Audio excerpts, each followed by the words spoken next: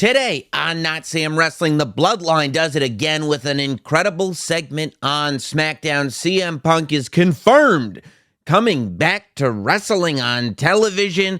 And what is the lineage behind this title that Roman Reigns now wears around his waist? This is Notsam Wrestling. I had a tremendous wrestling weekend. Welcome to Notsam Wrestling. I was able to not only, firstly, I had some time off over the holiday, over the Labor Day week, as it were. So I got to head up to Long Island and check out the Ringside Collectibles warehouse. I hadn't been there in forever. The loot that I got, I stocked up so crazy. I got the Seth Rollins Ultimate figure. I got the Andre the Giant Ultimate figure. I get to go, this warehouse, it's like Willy Wonka land for me, because instead of candy, it's just wrestling toys.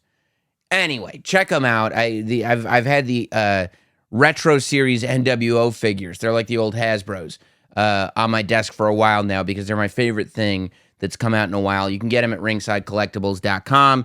I think if you put in promo code NotSam, you can get 10% off or something like that. It was great. I also got to check out WWE Live in White Plains at the Westchester County Center, which is my favorite venue to watch wrestling in. If you saw the show that I did for what was then the WWE Network, now still available on Peacock, Notsam Wrestling, the TV version, one of the segments that I did was sitting outside of the Westchester County Center and talking about the history of that building and the shows that I saw there. Not just, I think the first time I went to the Westchester County Center was probably the early to mid 90s, 1994 or so.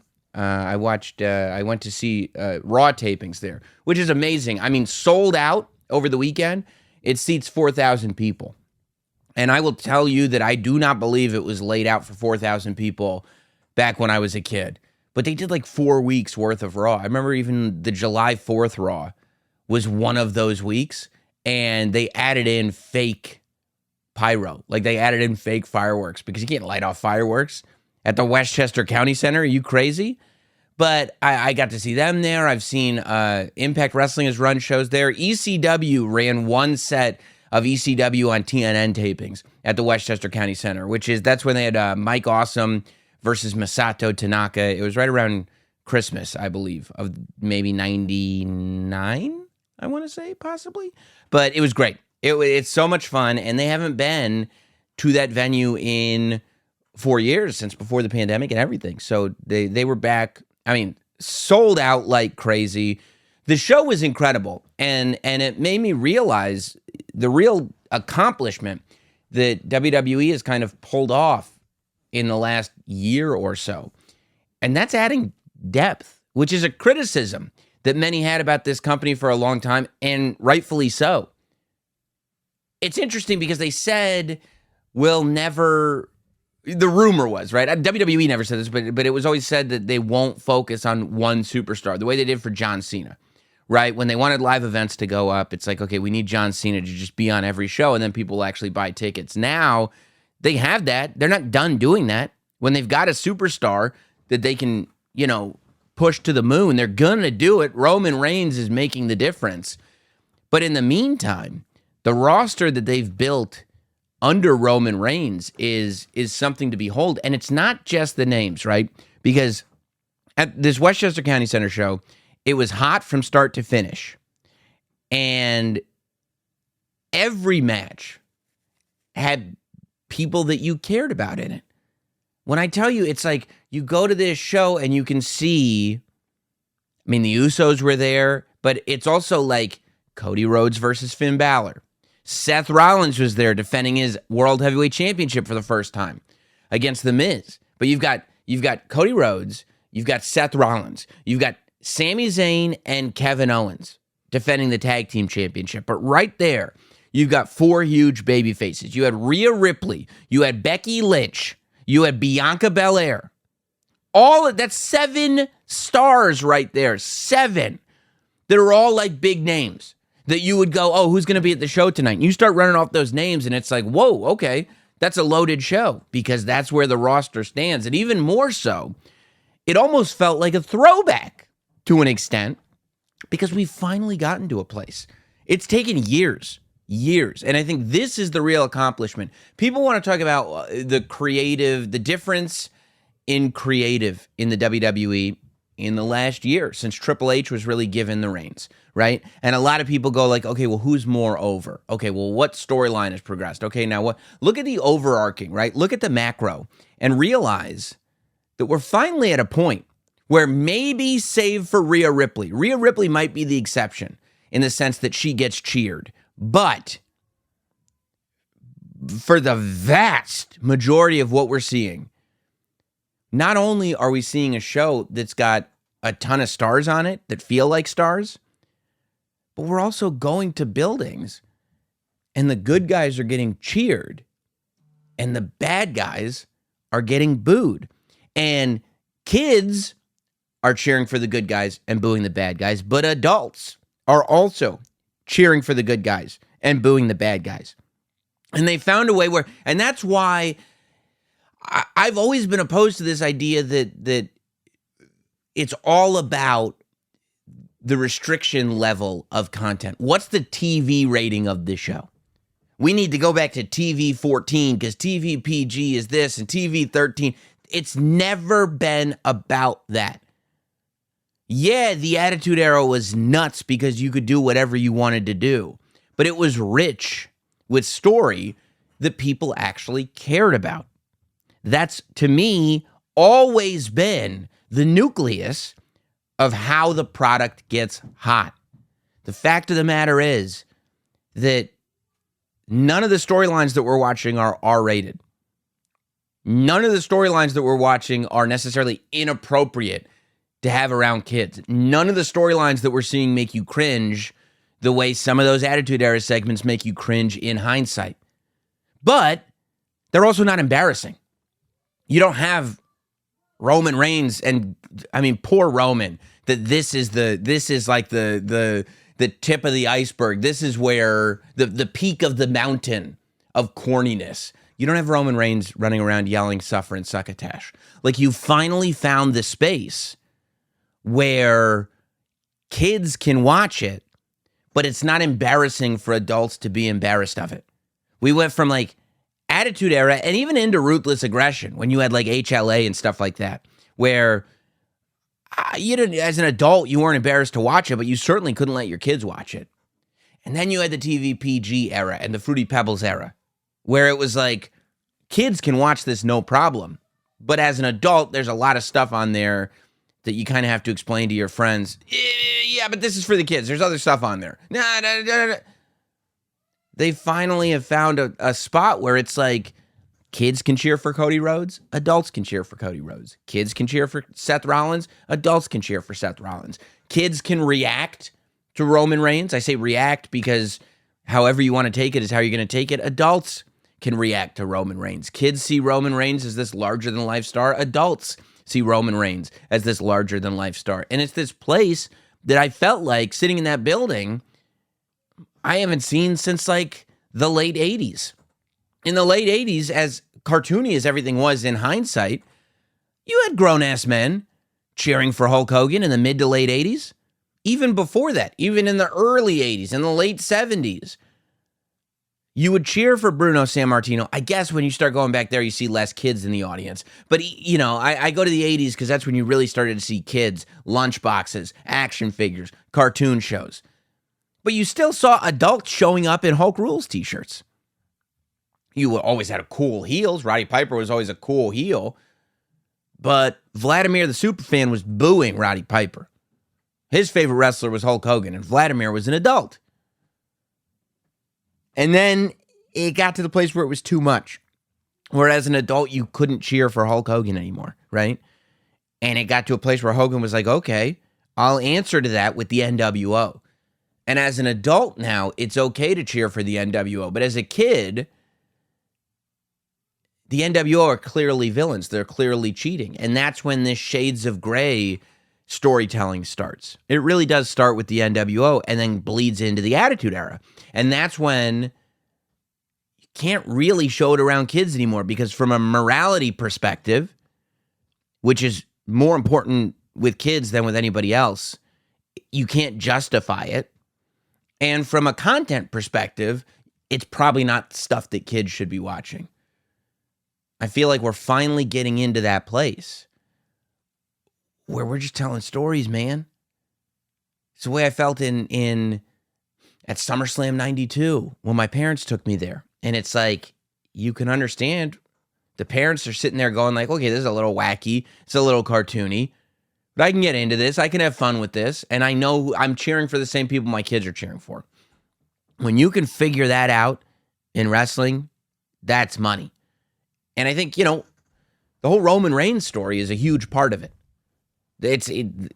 What makes WWE hot as a product right now, I think, is that there are stories under the Roman Reigns story that you care about. This Roman Reigns story is what the entire wrestling world, whether you like it or not, I don't even think it's an opinion anymore, though, that the wrestling world is kind of revolving around this Bloodline story. But if the Bloodline isn't on TV, or if the Bloodline's only on SmackDown, there's still stuff happening you care about on Raw. You care about Seth Rollins. You care about Cody Rhodes. You care about Brock Lesnar. You care about Kevin Owens and Sami Zayn, even if they're not associated with the Bloodline. And that's how you know when something is effective in terms of getting people over, right? Like, who was better for working with the NWO? Maybe DDP.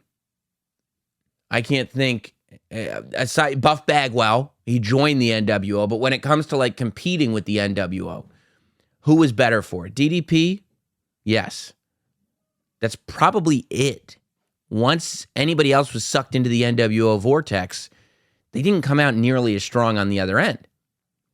That's going to put a shelf life on anything because it's not, it goes back to the John Cena interview from a couple weeks ago. It's not taking that energy and pushing it forward so that you can now take that energy and push it forward and just keep moving, keep moving, keep moving. It's what gives the wrestling industry this rich historical tapestry, is the fact that it just keeps moving. But in order for it to keep moving, you have to keep pushing it forward. You can't keep it for yourself.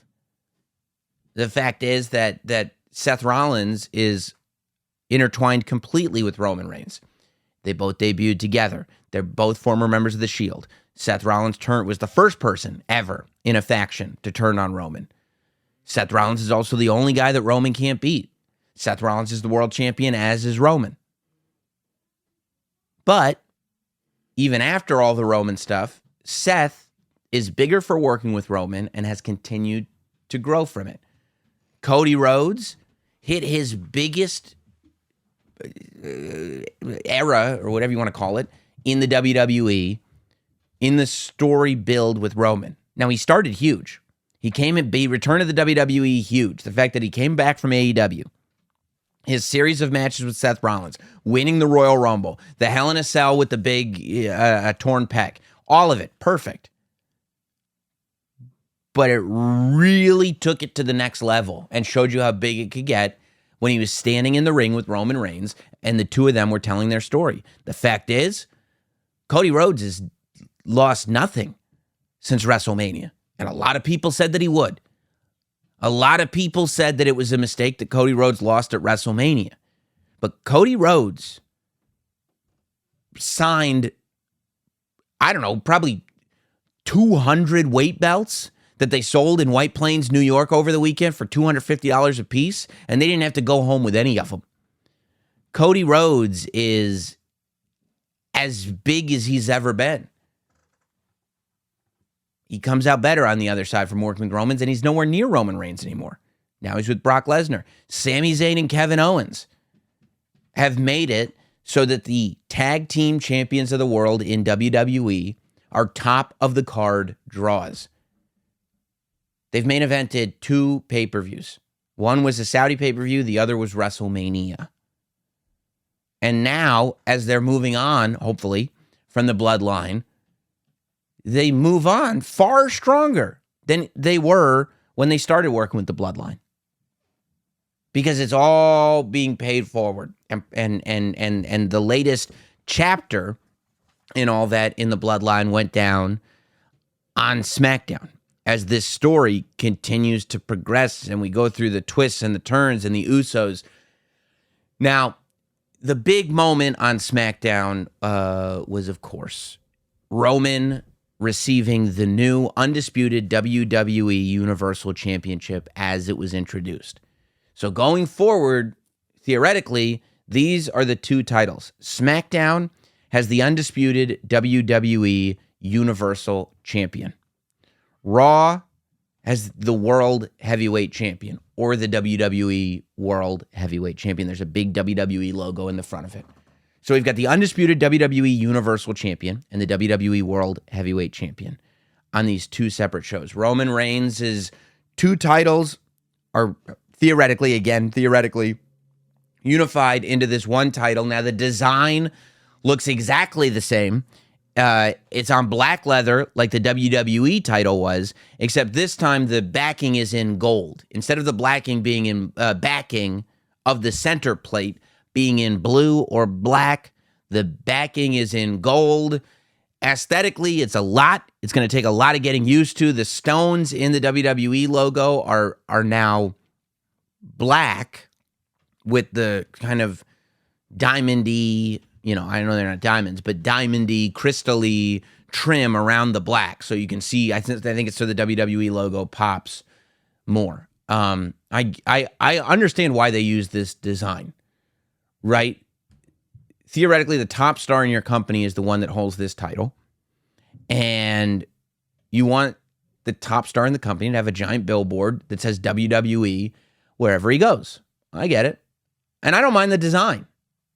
In terms of, when I say I don't mind the design, I mean, it's the same design as the WWE Championship, the Universal Championship, now the Undisputed, the women's on Raw, the women's on SmackDown. That design of just the big logo with the color in the back, I don't mind it. It's going to take me some getting used to the big shiny gold in the background, but I think it does help that it's going to match Roman's aesthetic.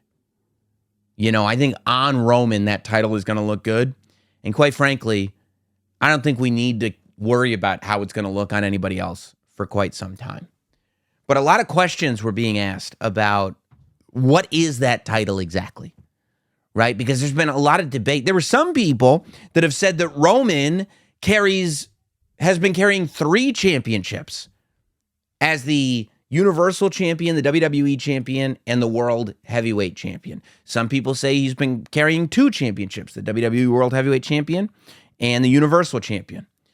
And I've been saying this for a very long time, that while Paul Heyman carries those 2 physical title belts, that has been one title since he won it at WrestleMania, WrestleMania 38 against Brock Lesnar.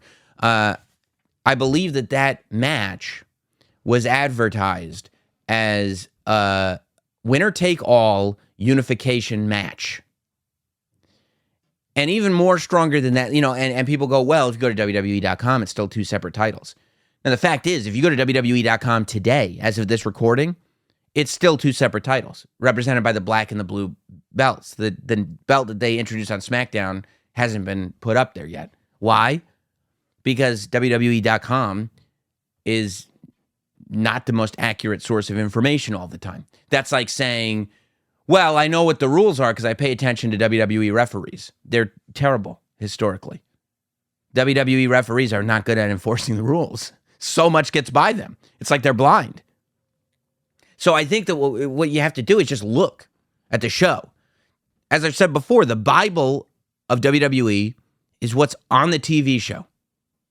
And while, yes, there have been instances of Michael Cole, for instance, saying both of Roman Reigns' titles, that verbiage is only used when Roman is really trying to be put over as having everything. If you look at how Roman has defended his title and how his title has been described since WrestleMania 38, that it has been announced that Roman is the WWE Undisputed Universal Heavyweight Champion. When we see Roman Reigns advertised for a match in which he's going to defend the title, He's going to defend the WWE Undisputed Universal Heavyweight Championship. He's only defended the two belts as a single title since he won it. He's only referred to the two belts as a single title since he won it.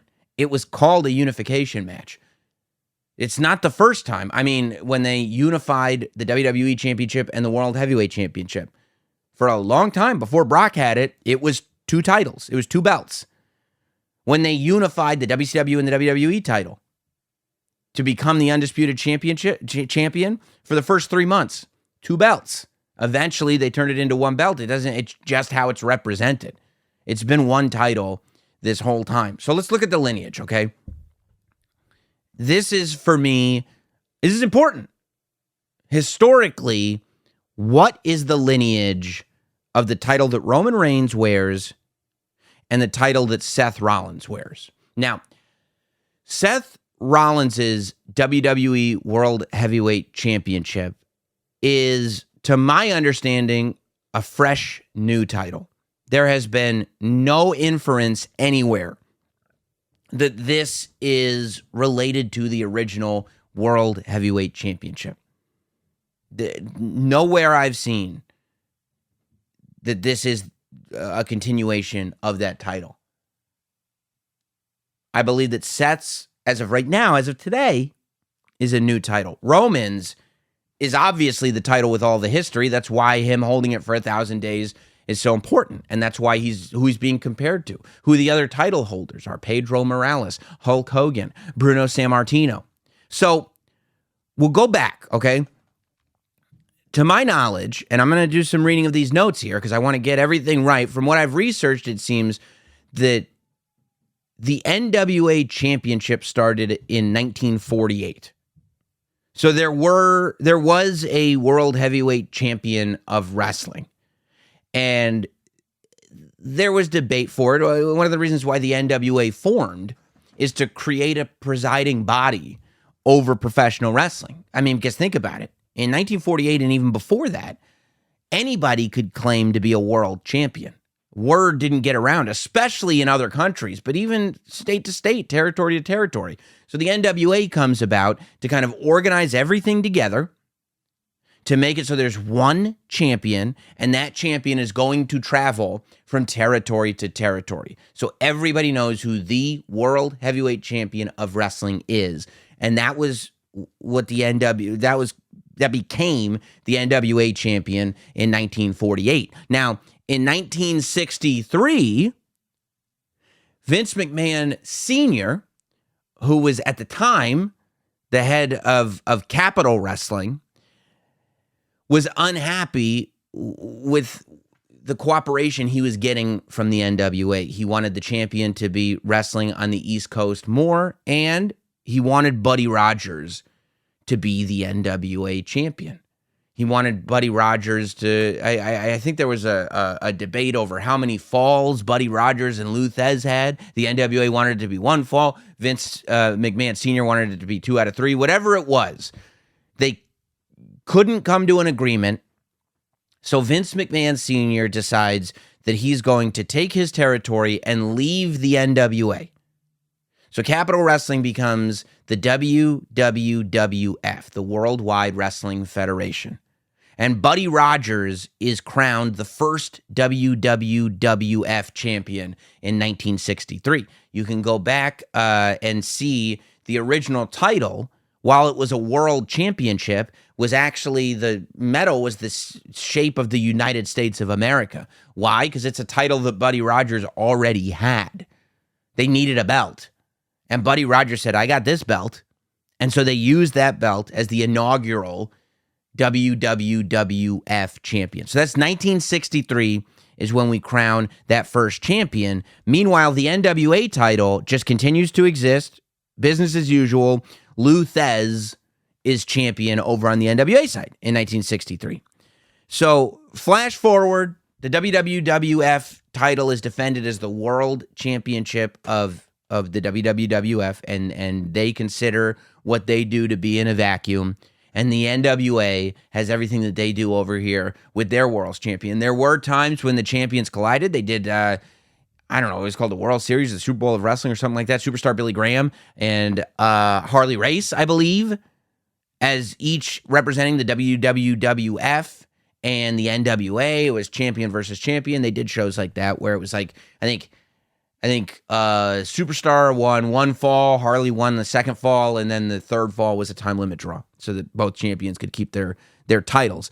But in 1988, now going all the way forward, in 1988, Jim Crockett Promotions, which is one of the biggest NWA territories, is purchased by Turner, and Turner turns Jim Crockett Promotions into WCW. The NWA title is defended as the WCW Championship at this point. They call it the World Championship, the WCW Championship, whatever. It's the big gold belt. And in 1991, Ric Flair leaves the company. Whoever was in charge at the time, I want to say Jim Herd, would not give Ric Flair back his deposit that he put on the belt. Ric Flair takes the belt with him. He brings it to WWE television. So now WCW is without their physical world title belt. And obviously their champion with it. So they crown a new vacant, they declare the title vacant and they crown a new WCW champion with a placeholder belt. But now and this is key, 1991 now, that is the WCW Championship. Ric Flair ends up sending the belt back in 1992. When the belt is sent back, we've already created a new WCW Championship.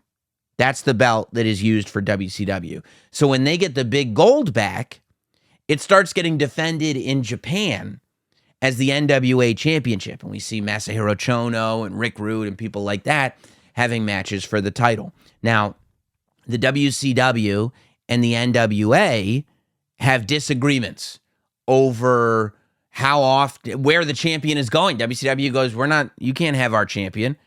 And the NWA goes, that's the whole point of the NWA Championship. They're supposed to go territory to territory. WCW goes, no, our guys are our guys. They go, and then they start, they trade the title off without approval from the board. They act outside of the NWA with the NWA title. The NWA says, well, that's not the NWA title anymore. WCW says, good. And they change it to the WCW International Championship. That's why if you go back to 93, it's just called the International Championship. And they have a WCW Championship and an International Championship. In December of 1993, those two titles are merged. It's the International Championship and the WCW Championship. It becomes one title. I think it was December of 93. But 93, yeah, becomes one title.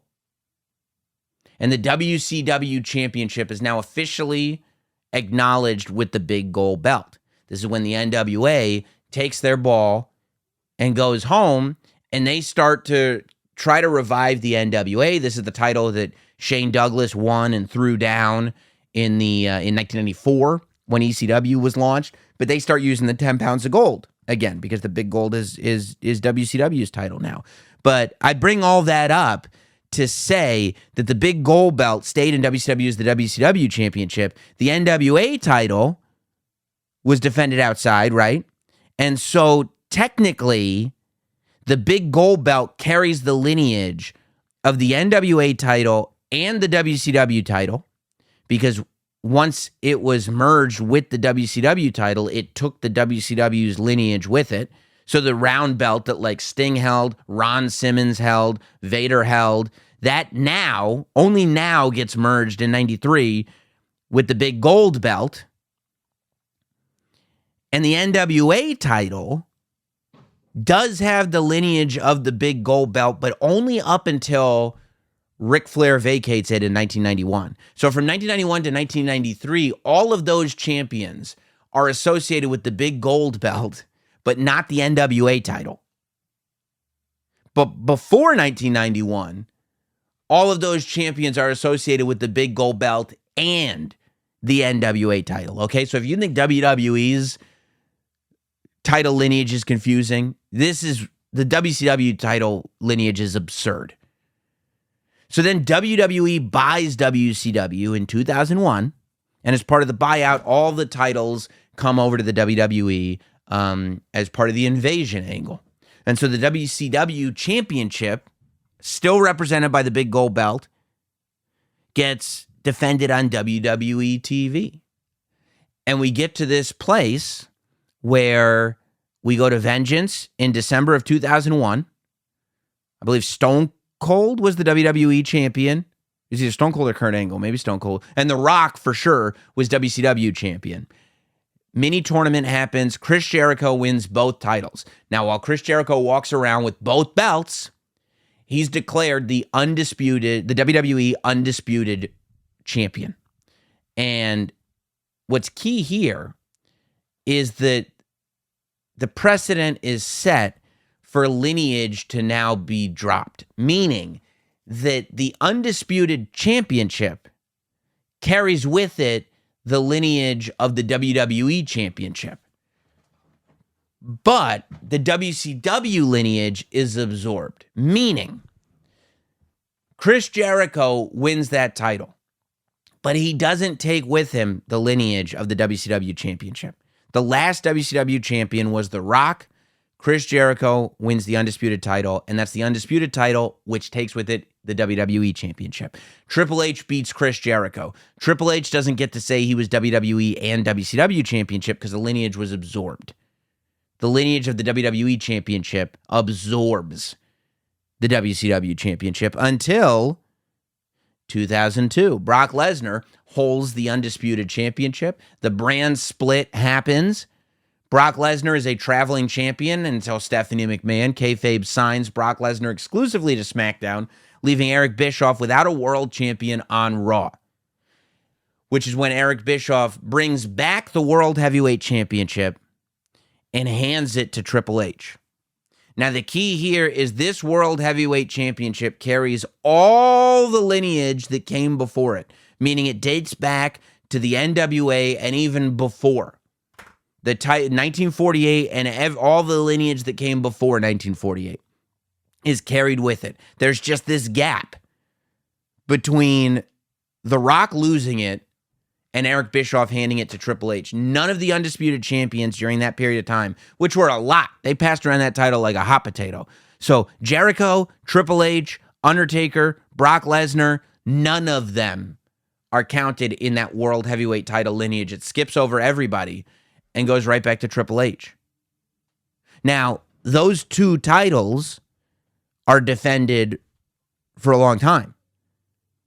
The WWE Championship would be drafted to and from SmackDown, as would the World Heavyweight Championship on Raw. We go all the way 11 years into the future.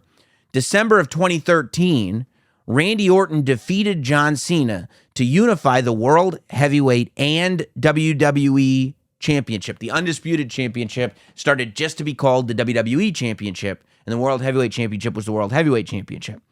So Randy Orton and John Cena have a match December of 2013. Randy Orton takes both titles. He is carrying around two belts, as did many superstars. Daniel Bryan won two belts. John Cena won two belts. Like, they carried around two belts. However, even though they had both physical titles, the lineage was absorbed. None of those people, Randy Orton, Daniel Bryan, were World Heavyweight Champion. They were absorbed into the WWE World Heavyweight Championship, which again carries the same lineage as that 1963 championship. So the 1963 championship that started as WWF champion becomes WWF champion, becomes undisputed champion, becomes WWE champion, becomes WWE World Heavyweight Champion. And in its wake are all the other lineages. Stay with me now. In July, and then in August of 2014, a new belt to represent the WWE World Heavyweight Championship is awarded to Brock Lesnar. But it's no difference. That's not the unification. Brock didn't unify the titles. The titles unified when the two champions met and one man left with both titles.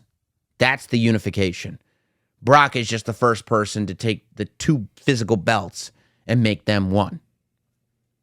In July 2016, WWE introduced the Universal Championship, as the brand split had been reinstated and the WWE Championship was now on Smackdown. So now you've got the Universal Championship and the WWE Championship as your two titles. In April of 2022, at WrestleMania, Roman Reigns wins a winner-take-all unification match, which made him the undisputed WWE Universal Champion. And while they never said it, the WWE Championship, you could assume, did what the WWE Championship does. Absorbs lineages. So I would argue that as soon as he beat Brock Lesnar, that Roman Reigns won Brock Lesnar's title, but because the WWE Championship is the one with all the lineage, it absorbed the lineage of the Universal Championship, meaning that if you make the list of Universal Champions, whoever beats Roman Reigns is not on it. Roman Reigns is the last Universal Champion.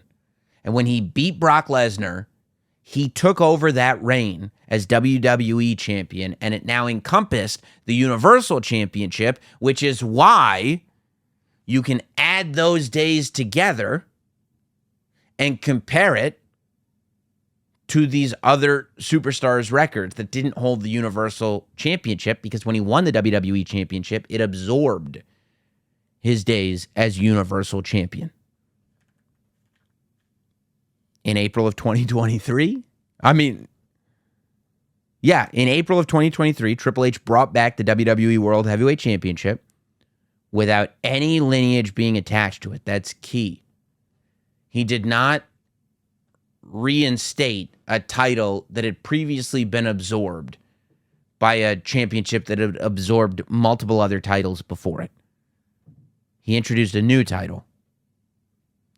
Roman's undisputed WWE Universal Championship, as it was undisputed WWE Universal Championship, as it was phrased by Triple H, carries the lineage of the WWE Championship, and thus the reigns that started as Universal and is now WWE Champion is credited at over 1,000 days. See? When you just talk about it, it's not that complicated.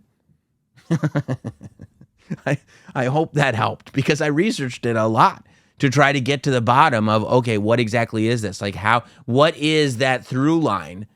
Because what we need is the through line that gets us from 1963 until 2023, which I think we got there, and what other lineages are in play right now. And the fact is, there aren't any. They got absorbed. You can compare them, right? You can compare a World Heavyweight Championship reign to Roman's reign, but they're not the same thing. That's why they're not on the list. It was absorbed. It was absorbed by Roman's WWE, undisputed WWE Universal Championship. I did have to look at the notes real quick for that, but hey, it's no problem.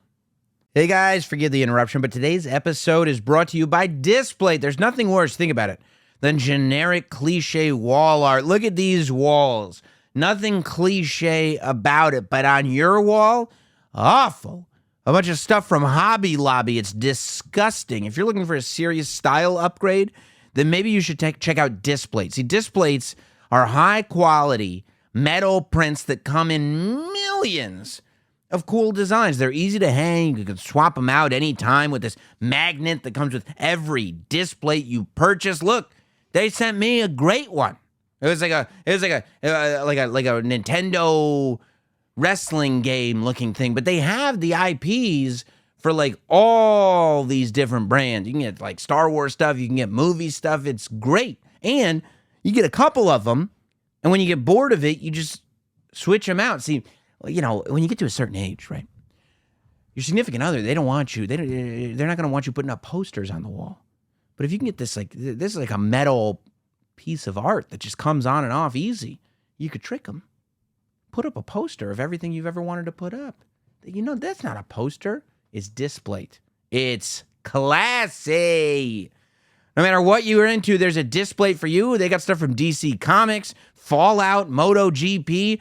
Click the link in the description to see some of my favorite displays and get my special discount.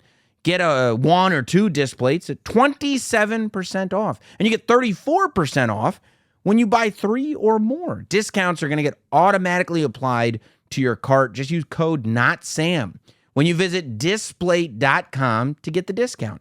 That's Displate.com with code NOTSAM, or click the link in our show notes or description. Gift yourself or someone you love unique art with Displate. Now back to your regularly scheduled program. What's amazing about everything that I just broke down is that was only Act 1 of a promo on Smackdown on Friday. This is what the Bloodline is doing, okay? When was the last time in professional wrestling that a promo segment had 3 distinct acts and 2 commercial breaks? 2 commercial breaks. Triple H comes out. Here we go. It's the Roman Reigns 1,000-day celebration time. All SmackDown long. We've been playing up who these champions were. All SmackDown long. We've been playing up how impressive 1,000 days as dominant, undisputed WWE Universal Champion truly is. And Triple H comes out and you realize, oh boy, we're really going to do it. We're main eventing with this promo segment. Triple H comes out, we go to commercial break. Triple H comes back from commercial break, here's the Bloodline. And here is the new championship title that represents the undisputed WWE Universal Championship. And he congratulates Roman Reigns, and he puts the title around Roman Reigns' waist as Paul Heyman carries the other 2 belts. I don't know if Paul Heyman's going to continue to carry those other 2 belts, but ultimately, universally, the belt that is black and gold that was around the waist of Roman Reigns is how we determine who the man truly is. That's Act 1. And then the Usos come out. What? The Usos are here. They weren't invited. Roman is mad. Roman goes from very happy. Roman likes to be acknowledged. Roman likes it when you give him his just due. And here come those Usos. They weren't invited. They keep showing up uninvited. They showed up at Night of Champions uninvited. They kicked Roman in the face. They showed up on SmackDown uninvited. They interrupted Roman talking to Sami Zayn. Now they're here, uninvited, and what is it exactly that you want? You have to stay tuned for that. Commercial break. Act 2. Roman and the Usos are hashing it out. Jimmy Uso giving the promo of his lifetime, explaining to Roman that he's doing it all wrong, speaking the hard truth that Roman needs to hear, while Jey Uso is just shaken, visibly destroyed behind Jimmy as Jimmy does the talking. We're going back. This is the Jimmy Uso from the beginning of the Bloodline. This is the Jimmy Uso that came in to save Jey. This is the original Jimmy Uso, nobody's bitch Jimmy Uso, who was trying to explain to main event Jey why he didn't need to take this from their cousin. And he was wrong. And they did. And they've taken it for years now. And Jimmy has finally found himself again. And he's explaining to Roman that you have to do this with respect. And at the climax of Act 2, he says, right, Solo? And Roman goes, Solo, why don't you tell him who you were with? Why don't you tell him who you're with, Solo? And Solo goes, I acknowledge you, my tribal chief, but those are my brothers. Oh my God. And you heard the reaction from the audience. Oh! Solo goes over and hangs out with the Usos. The audience is hanging on Roman's every word. It's the same thing that I was talking about last week. Adults are hanging on every word of this promo. Children are hanging on every word of this promo segment. Jimmy Uso pushes Roman in the face. And then he says, I just want to be the ones again. Roman, Us, we've been running this place. We've been running everything. Let's keep doing it, but let's do it with respect. Let's respect each other. No more games. No more abuse. Let's have respect for each other and treat each other like human beings, huh? And Roman hugs Jimmy Uso. And you think, and Jimmy Uso says, what do you say, Roman? And Roman hugs Jimmy, and you think that it is the end of the promo segment. What you don't realize is it's just the end of Act 2. Because Act 3 begins when Roman picks up the microphone that was still in his hand as he hugged Jimmy and just uttered the word, no. And Jimmy backs away like, what? Jay is behind Jimmy going, what's he talking about? And Roman is looking at Jimmy, and he just does this one very subtle. Roman is just a master at telling these stories with subtlety. Does this one very subtle look at Solo, and then right back to Jimmy as Solo winds up, and boom, Samoan spikes Jimmy Uso. See, this whole time, if you look at Solo Sikoa during this segment, he's staring right at Roman, and you think he's staring daggers in Roman. You think that he's staring at Roman because he's turned it on Roman, and he's siding with his brothers. But that's not what's happening. What's happening is Solo Sikoa is staring at Roman because he is waiting for instruction.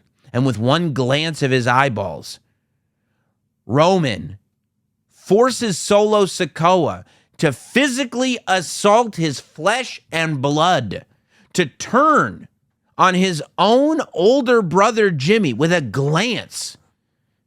He didn't have to sit there and convince him of it. He didn't have to tell him anything. No, the work's been done.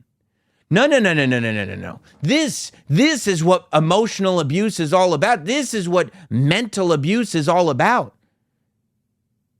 He's been gaslighting him till the cows come home. He's gotten Solo prepared for this. He's turned Solo into his own soldier of fortune, has Roman Reigns, to the point where all he has to do is look at Solo for a split second, and Solo knows, oh, it's a time to attack my flesh and blood. It's time to attack my family because the tribal chief says so.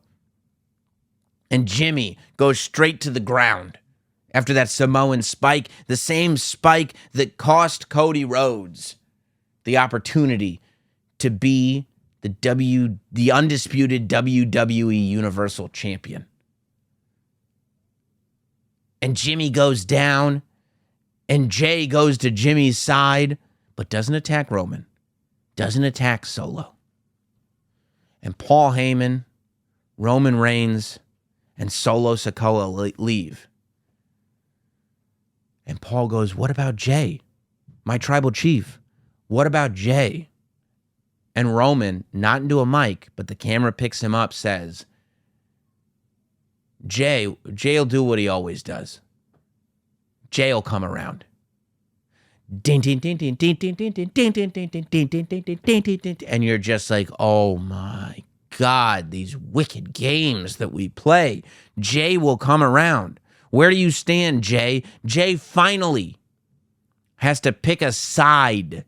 Nobody's holding his hand anymore. When all the Sammy drama was going on, there were people dragging him from one side to the other. Even in the beginning of this whole thing, when he was trying to create a name for himself, Roman had to beat that confidence out of him. And now Roman has gotten one half of the most decorated tag team, arguably the best tag team that has ever existed in the WWE. Roman has gotten this man to question his own abilities. Are you kidding me? That's the level that Roman's playing on? Beautiful, amazing, complex, just the type of thing that you can just pick out details for days and days and days. Roman saying Jay will come around and allowing Jay the time to come around, it speaks to two things. It doesn't just speak to Jay Uso's mental fragility and the fact that he is suffering through abuse.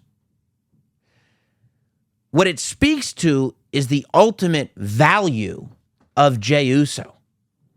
It speaks to the fact that Roman 100% wants Jey Uso on his team. Roman is willing to sacrifice Jimmy Uso to make sure that he can have Jey Uso.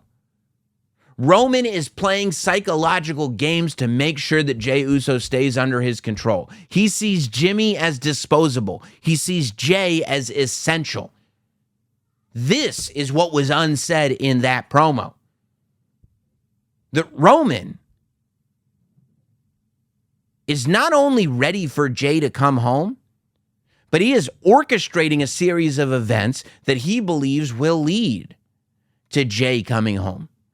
Roman is mentally abusing Jey Uso right now as we speak, planting the seeds that he believes will allow Jey Uso to come back to the bloodline. And most importantly, it will make Jey Uso think that he's doing so under his own will. But he isn't.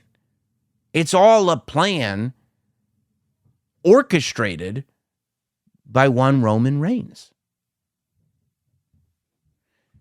Now, where I think this leads is, why does Roman see Jey as so essential?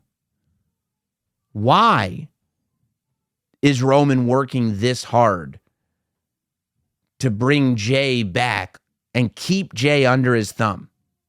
If Jimmy is disposable, why is it so important that Jey stays under the thumb of Roman Reigns?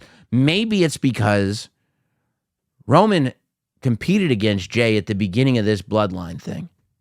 And Roman has watched Jey improve over the last few years. And Roman knows that Jey is ultimately a serious threat to the throne that the tribal chief sits on. This is why, to me, if you're paying attention, it feels very much like at Money in the Bank, we're looking at the Usos versus Roman and Solo Sikoa. And I truly believe that your SummerSlam main event will be Roman Reigns versus Jey Uso. People have talked about the idea of an Usos triple threat type scenario, Jimmy versus Jey versus Roman. Jimmy and Jey are not being showcased as being the same person. Jimmy and Jey are completely being showcased as arguably the greatest tag team in the history of the WWE.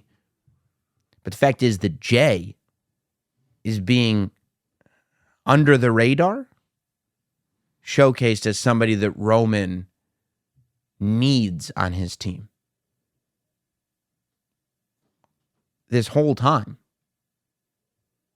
Roman has needed Jey. And one of the reasons why I believe that he's harder on Jey than anybody else in the bloodline is because he needs Jey to be broken. Because when Jey is not broken, when Jey is in one piece, Roman may feel that there is nothing that can stop that Us. Can you tell from the sound of my voice that I love it? Can you tell from the sound of my voice how happy I am with all this? This is the way wrestling should be. And I hope it's the way that it is across the board. We got huge news on the AEW side of things. You know, news that we expected, but news that was confirmed. CM Punk is returning to wrestling on television. CM Punk is coming to AEW Collision. Now, we still don't have the details of whether there's going to be a hard roster split or a soft roster split. We still don't have the details of exactly who's going to be on that Collision show. I hope that Collision is a very different show from Dynamite. Not because I don't like Dynamite, but because there's a lot of room to do a lot of different things. I think Dynamite is a very wrestling-heavy show. I think there are a lot of good matches that happen on Dynamite. But you can't have a wrestling company that's just good matches. If it were me, and I'm looking at the players that are potentially involved in this Saturday show, Collision, I'm looking at CM Punk, I'm looking at rumor has it, Samoa Joe. I'm looking at, rumor has it, Miro. I'm looking at, rumor has it, Thunder Rosa. I'm looking at, rumor has it, Andrade. I'm looking at all these people who come with baggage. Baggage in the sense that the internet thinks that they don't play well with others. The internet thinks that they're a problem. I would definitely put Eddie Kingston on the Collision show. And I would focus, if you're going to have the elite who are pretty much a guaranteed 5-star match every time, right? If you're going to have them be the big stars of Dynamite and CM Punk and his merry band of misfits be the big stars of Collision, I would keep Dynamite a wrestling heavy show. Make Dynamite the wrestling show and Collision the story-based show. And I don't think one has to be better than the other. I think the key is going to be making two very different shows that people can enjoy both. I think if AEW can come to the table and go, yeah, we have great stories and great wrestling. On Wednesday, we have great wrestling. On Wednesday, we have great wrestling and some stories. On Saturday, we have great stories and some wrestling. Then come on. That, to me, makes it so I'm watching both shows. I'm not picking one or the other. I don't have to pick which one is my favorite because they're offering two different things. I think both things make for a strong show. For me, stories are way more important than matches. But the fact is that on June 17th, CM Punk is going to be in the United Center. And it's going to be live on television. And for, I don't know how many times in his career, 4th, 5th, 6th, he's going to be in a position where he's a man in a ring with a live microphone. And the entire wrestling world is going to be focused on what he says next. I think that it's pretty important that CM Punk start a story right away. When CM Punk returned to AEW, he hadn't been around in 7 years. And he didn't have a story right away. It was just, the story was, I'm back. And that was enough of a story, to be honest. CM Punk being gone for as long as he was, it was enough of a story that he's back. My first match is going to be against Darby Allin at this pay-per-view. It's enough. It is. Now, that's not enough. Because now the story is CM Punk is back after that crazy stuff that happened in the AEW locker room. I want to know more about it. If you're not going to tell me more about what happened in the AEW locker room, and I don't think you are, and if the Elite and CM Punk aren't going to be on the same show, then I think it would be in your best interest to not tell me more about that event. Then tell me something else. If you're not going to tell me that story, tell me a story I want to hear. Start the next story right away. Have CM Punk come out at the top of the show and explain whatever he needs to explain. Have him to get it all off his chest. Mid-show, have somebody else cut a promo backstage on Punk. End of the show, CM Punk and that person are face-to-face. You got a 2-hour show. And now you've done a nice arc that gets me to this place where I want to see what's happening next between CM Punk and whoever that person is. I don't care if it's Samoa Joe. I don't care if it's Andrade. I don't care who it is. Give me a reason that they don't like each other and give me an arc that allows that to play out over the course of the full first episode and makes me want to tune in next week. And you can say, we're not going to be on Wednesday. If you want to see the next step in this story, we'll see you on Saturday. There's other stuff happening on Wednesday. Check that out too. But this way, it's like, okay, if I'm committed to this story, I have to watch on Saturday. I love wrestling, so I'm going to watch on Wednesday. That's the way I play it.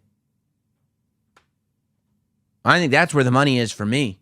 I mean, you got a lot of good wrestling happening. You know, we had over in New Japan maybe ready for another hot streak. And I think New Japan getting hot again would be really good for AEW.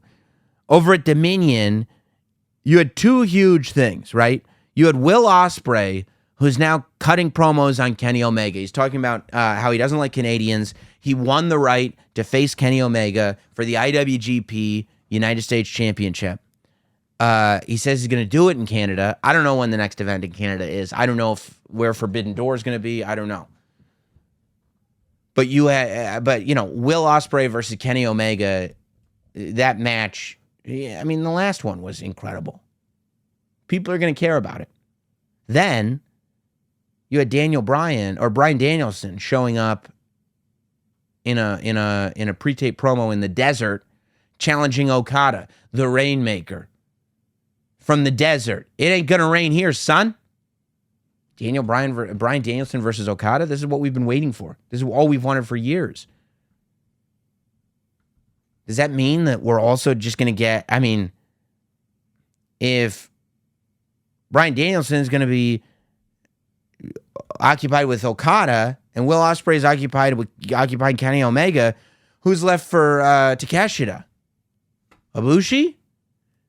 If we're going towards a Forbidden Door that looks anything like Brian Danielson versus Okada, Will Ospreay versus Kenny Omega, Ibushi versus Takeshita, you're going to have one of the best pure collection of wrestling matches on pay-per-view that I could possibly think of. Oh, it sounds absolutely delightful. Speaking of delightful, while we've got time today, let's go over some emails. Don't forget to subscribe, by the way, to the YouTube channel, youtube.com/NotsamWrestling. We put all of our podcasts in full up on the YouTube channel every Tuesday. If you're watching this on YouTube, thank you for watching. Make sure you hit like, subscribe, leave a comment down in the comments section. If you're listening on Apple, leave a 5-star rating and a review. If you're listening on Spotify, leave a 5-star rating. However you're consuming this show, interact with the platform some way, shape, or form so that it pushes me through the algorithm, and tell your friends who like wrestling, hey man, Sam just spent 25 minutes trying to figure out the lineage of the WWE Championship. There ain't no other podcast on earth that's going this far, okay? It ain't happening. Unless they're dorks.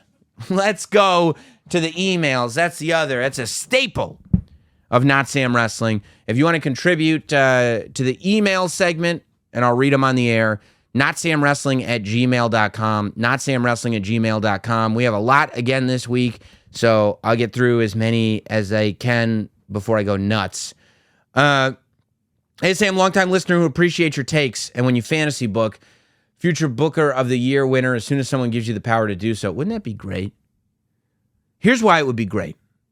I don't think Dave Meltzer likes me. I don't think he takes me seriously. It would be awesome if somebody gave me a pencil and I actually ended up pulling off a halfway decent show. Maybe Dave Meltzer doesn't mind me. I'm positive Brian Alvarez doesn't like me. It would be so satisfying to hear them have to compliment me. I don't know why they don't like me. I make myself so easy to love. Writing in to get your take on the latest turn in the Bloodline story. Could it be possible that this whole story revolves around Jay? To an extent, no. I mean, it's Roman's story, but yes, Jay has always been at the center of it.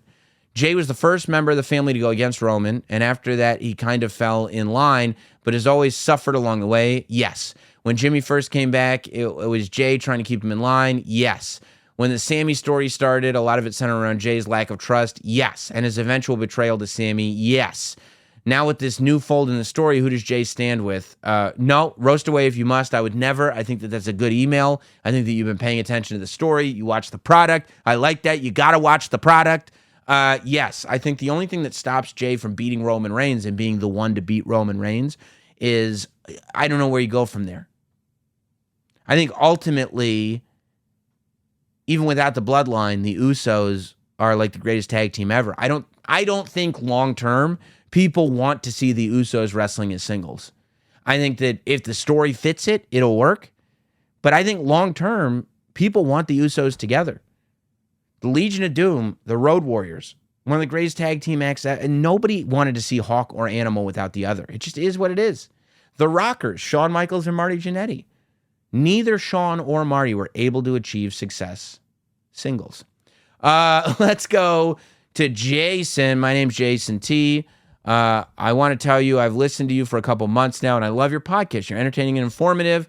I listen when I'm at work, and it makes time go by. That is a perfect email. Man, Jason, you're the man. Hey, Sam, love the show. Longtime listener from the UK. One question. What the fuck is going on with the women's titles? Regards, Russell. This has been a hot topic of the Discord that the patrons on the Notsam Wrestling Patreon get to be a part of. Look, I mean, it's funny with the women's titles because this may just be a function of naming the titles after brands, but I feel like last time the champions got drafted and they just split the title, like they just switched the titles, there were people who got pissed about it. Oh, you can't just switch titles. What about the lineage? What about this? What about that? Okay, what if we don't switch the titles? It doesn't make any sense. They're on the wrong show. They're on the wrong... Yeah. I would imagine that sooner than later they're going to switch the titles. I think that odds are, number one, Bianca Belair had a very long run and they didn't want to interrupt it. Number two, I think that with the introduction of the World Heavyweight Championship and Roman's 2 championship title belts officially being represented by 1 title belt, they probably just didn't want to confuse that. At the end of the day, Triple H is like a huge mark for belts. He's a huge championship belt, lineage, title guy. In real life, that dude loves champions, belts, titles, lineages. So I have no doubt that there is a logic behind what is happening with these women's championships. And as we stated at the very beginning of today's show, if you look at the macro of all this, week to week, you can poke holes in whatever you want. But if you look at the fact that these buildings are sold out, that this roster is way more full of stars than it was a year ago, and that good guys are getting cheered and bad guys are getting booed, and stories that you care about are getting told, I think WWE right now is at a point where it's okay to give them a little breathing room and assume that there is a logic in their heads to this. They're not just doing random stuff. But I don't know what the fuck's going on. I don't know. Shamo, you think Roman Reigns is the greatest champion in wrestling history? Too early to say. Recency bias. You cannot judge Roman Reigns right now. I wouldn't have told you John Cena was the GOAT when John Cena was goating, but now I could tell you that. Hey, Sam, big fan of the show. Email segment pops me every week. As a big Bret Hart fan, I'd love to hear your thoughts on his 2010 WWE mini run. I love Bret. Bret in jorts. I love the fact that I got a Mattel Bret in jorts figure. Ultimately, I think it's a little disappointing. I prefer to remember Bret for his WWE run. I like Bret in a pair of tights, a tank top. I like Bret in all black. I don't mind him in all pink like WrestleMania 8, but yeah, I mean, I don't go back. I'm happy that his 2010 run happened. In the moment, seeing him hug Shawn, seeing him work with Vince, hopefully that gave him closure in his life. But in terms of the great things that Bret did in his career, I wouldn't put them there. I hope on a personal level, it meant a lot to him. It did give some closure to Bret Hart fans. Brad said, I think we already got an email from Brad. Which moment in CM Punk's career is greater? Pipe Bomb, Money in the Bank, his debut night in AEW. Pipe Bomb is number one. Pipe Bomb is always going to be number one. You're never going to beat the Pipe Bomb. It just isn't going to happen. My favorite is Money in the Bank 2011.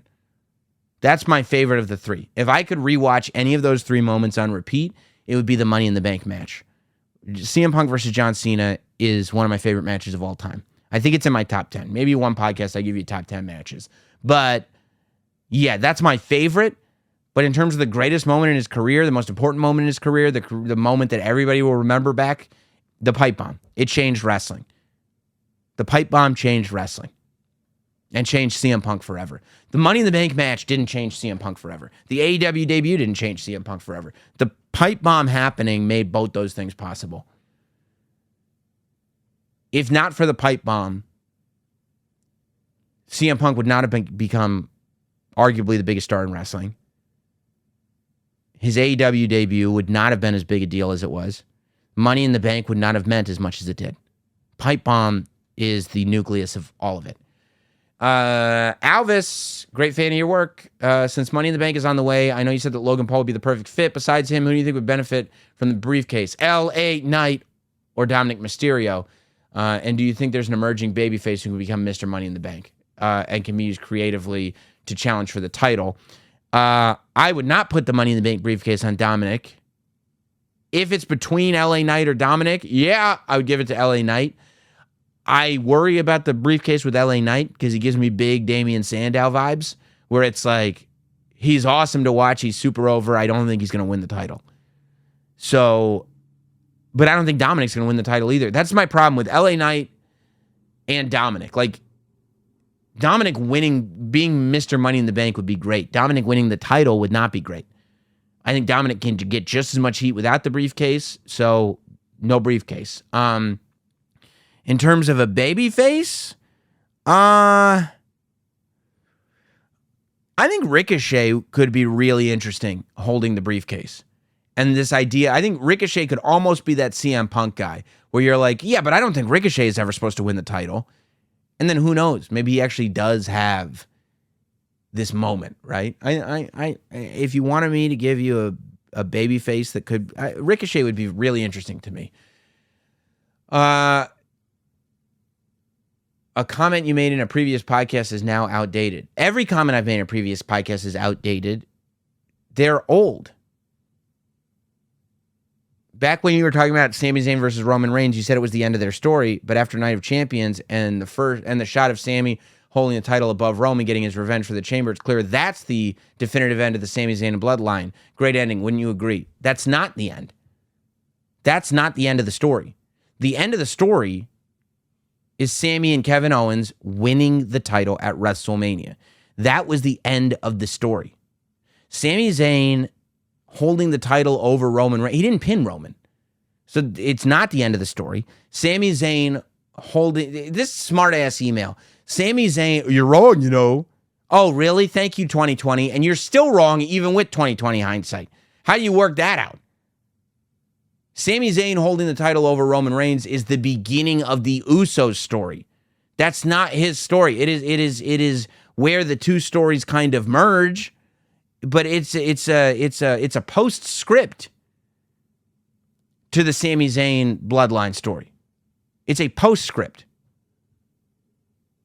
The Sami Zayn Bloodline story tracks all through last year, hits the Royal Rumble, goes to Elimination Chamber, and then Sami finally gets what he was looking for at WrestleMania. That's the story. Sami just then keeps winning after that is not more story. There's no more story there. That's not more story. That's the same story. Sami Zayn is still the champion is not more story. It's a postscript that is used to start the next story. So keep writing emails like you know more than me. Even in hindsight, I'll take you to school, okay? Let's try to keep it friendly. That's all I'm saying. Shane, longtime fan of the show. I know you like these emails short and sweet. God bless you. My question is, do you think wrestlers connect more with their audience when the theme song is made in-house by Jim Johnson or CFO or when they use popular songs from artists released, i.e. Orange Cassidy, Jane, or CM Punk using Cult of Personality? Follow-up, do you think AEW should have kept Many Men for the Gun Club? That was the biggest pop they received. Great question, Shane. First of all, yes, dude, the Gun Club coming out to Many Men, if I could have given him anything, I'd say don't sing along to the song. Don't sing along. When they were coming out to the ring singing along, I didn't love it. Everything else, that is so dope. The song is so good. It fits them so well as heels. Yeah, I think if the Gun Club came out to Many Men every time, if they had that entrance every time, they'd be 10 times as big stars. I couldn't agree more. Yes, the Gun Club coming out to Many Men, yeah, that was their best entrance by a mile. I loved that entrance, and that's why they got that pop. They deserved it because the entrance was so good. I think that more often than not, having your own theme music is better. I would rather see Orange Cassidy come out to his own music because he's such a unique character. I think CM Punk has effectively owned cult of personality. I think whenever a wrestling fan hears that's CM Punk's. It's CM Punk's music. Orange Cassidy, The Elite, all these other ones, like, you could have other attachments to the music. The point is that your attachment to that song should specifically be the superstar. If you can pull it off or you can create ownership of that music forever, then yeah, do it. But if not, don't just come out to your favorite song. I far prefer in-house created music if it's good. You know what I mean?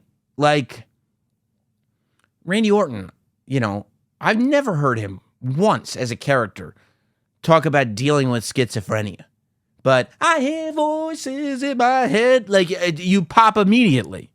Of course we're talking about Randy. David, what's up, Sam? Love your show. Listen to every episode on Spotify. Hope you leave that 5-star rating. Thank you.